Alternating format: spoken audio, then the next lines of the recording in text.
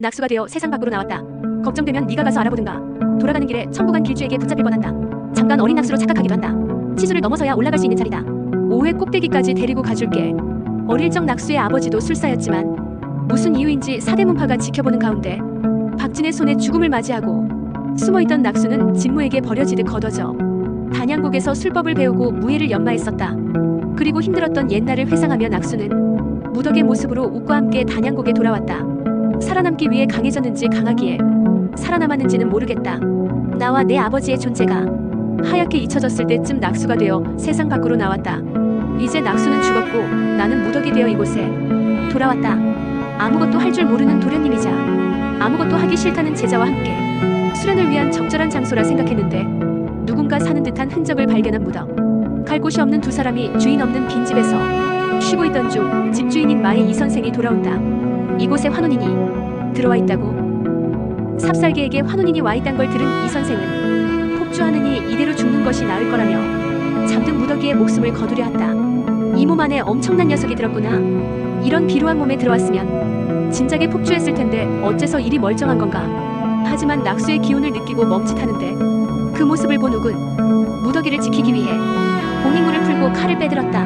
하지만 수기를 의지해도 이 선생을 이기기란 힘들었다.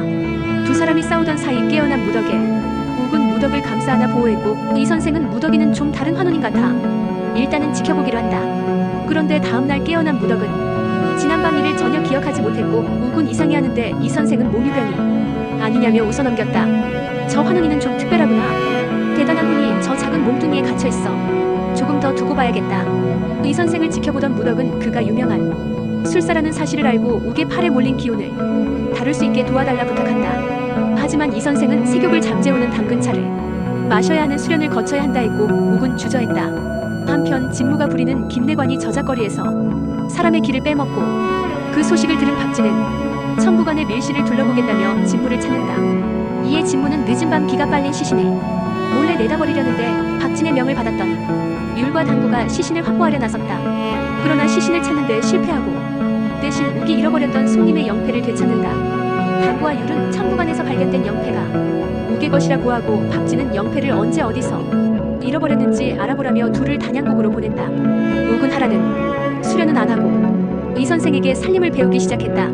하루 이틀 살림만 배우자 무덕인 슬슬 열이 받기 시작하는데 도련님 놀러왔어? 지금 뭐하고 다니는 거야? 누가 그런 거 배우래? 세자와의 대결은 어떻게 되는지 걱정도 안 돼? 걱정되면 네가 가서 알아보든가. 아무 생각 없이 평화로운 삶에 안주하는 욱을 보며 화가 난 무덕이는 살림살이를 엎어버린다. 쓸모없으면 죽여버린다고 했다. 네가 날 어떻게 죽여? 난 집수단계에 오른 술사고 넌 그냥 무덕인데 아직도 자기가 무슨 낙수인 줄 알아? 넌 지금 이렇게 지내는 게 좋아? 좋아. 나 완전 좋아. 난 이대로 있는 게 좋은데 마음에 안 들면 스승님 떠나세요. 치사한 놈. 욱이 사라진 사이 진초연은 자신과 혼인하면 세자와의 대결을 막을 수 있는 방도가 있다며 장씨 집안의 욱과의 혼인을 청한다. 취선으로 간 무덕은 욱이 류수 단계에 이르러 열심히 수련 중이라는 소문을 내달라며 속상한 마음을 그렇게라도 푸는데 돌아가는 길에 천부관 길주에게 붙잡힐 뻔한다. 낙수로 의심해 무덕이를 끌고 가려던 길주는 무덕이에게 환혼 자국이 없는 것을 보고 의아해하고 그 사이 세자를 발견한 무덕은 자신을 똥무덕이라 소개하며 위기를 모면하고자 한다. 무덕인 욱이 세자와의 대결이 무서워 울고 있다부터 시작해 비위를 맞춰주려 온갖 아부를 다하고 그러면서 술을 많이 마시게 된다. 무덕이 갈 곳이라곤 취선료밖에 없는 것을 아는 욱은 사라진 무덕을 찾아가는데 세자가 주는 술을 전부 받아 마신 무덕은 술에 잔뜩 취해 있었다. 다 때려치고 살던 대로 살렸는데 딱 얘 하나가 걸리네. 율은 단양곡에 낙수의 호각을 두고 가려다 그 모습을 지켜보던 무덕이를 잠깐 어린 낙수로 착각하기도 한다. 그리고 율이 어릴 적 혼날 걸 알면서도 좋고 보고 싶어서 자주 단양곡을 찾았다고 동료들에게 말하는 걸 본 무덕은 기분이 묘했다. 저 위에서 보는 달이 참 볼만했는데 이제는 이런 몸이 되어서 보지 못하네. 무덕인 새알이 있던 높은 나무에 올라가지 못하는 신세를 한탄하는데 무덕아, 내가 저 나무는 올라갈 수 있지 않을까?